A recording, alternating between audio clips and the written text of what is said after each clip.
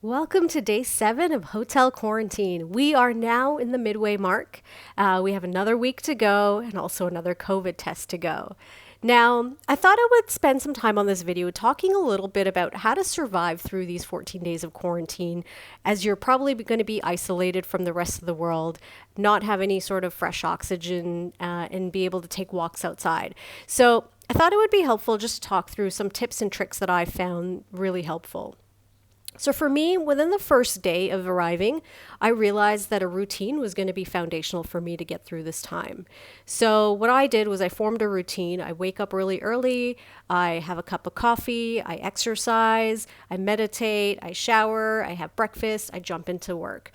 I tend to work longer hours now that I'm in quarantine because there's not a whole lot else to do. And then after I'm done working, again, I try to exercise again. It's really important to keep that fitness going here, even though you're inside a room. And there's some tips I can share with you on that piece as well. So, in terms of fitness, what I found was I was pretty much following a similar routine to what I was doing during quarantine when I was back home. So, I continue to subscribe to the same fitness videos, which is my gym in essence in New Zealand, but they've got the online on demand version. There's a ton of YouTube videos that are free as well when it comes to like fitness classes. So, yeah, you can just search and find the one that suits you best. What I would say in terms of packing fitness equipment, try to go light. So obviously bring a pair of running shoes or sneakers. I would say I would highly recommend you bring a yoga mat. I don't think anyone wants to lie on the ground of a hotel room floor. You just don't know how clean that carpet is. A yoga mat is really easy because you can fold it into 3 parts and then put it at the very bottom of your suitcase, and you're actually fine. It's really lightweight and it's quite thin. Try to bring some sort of exercise resistance band. That really helps when it comes to just trying to tone and build muscle. It's an alternative to weight training. And it's lightweight again. And then lastly, I would recommend is maybe try to bring a jump rope. Hopefully your ceilings are high enough that you can quietly skip. And I brought, a lightweight jump rope as well. So I think, a combination of those items will really help you give a little bit of cardio training. It'll give you some flexibility, balance training with yoga and the mat, and then it'll also help you with resistance training with the resistance band. So you get kind of a cross-functional training exercise routine set up there.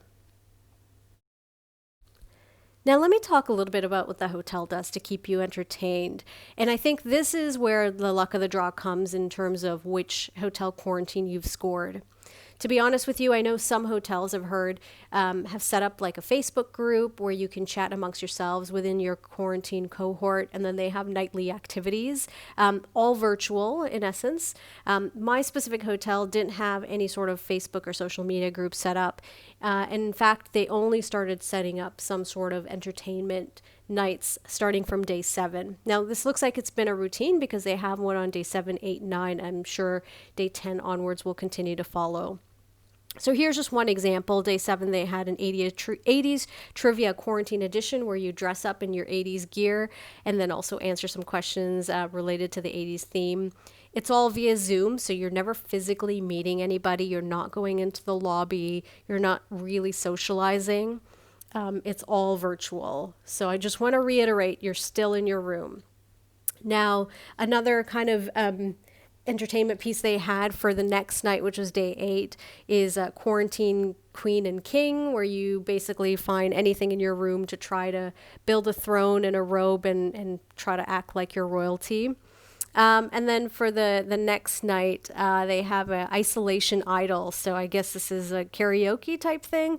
Again, I haven't attended any of these, unfortunately. This is all during work hours and study hours. So I haven't taken part in any of this, but this is kind of the sort of entertainment you get at hotel quarantine. So it's great for those who want to partake. Others, you know what, if you want to entertain yourself with other means in terms of talking to friends, family, Netflix, Amazon Prime, whatever your poison is, that might be better suited for you as well.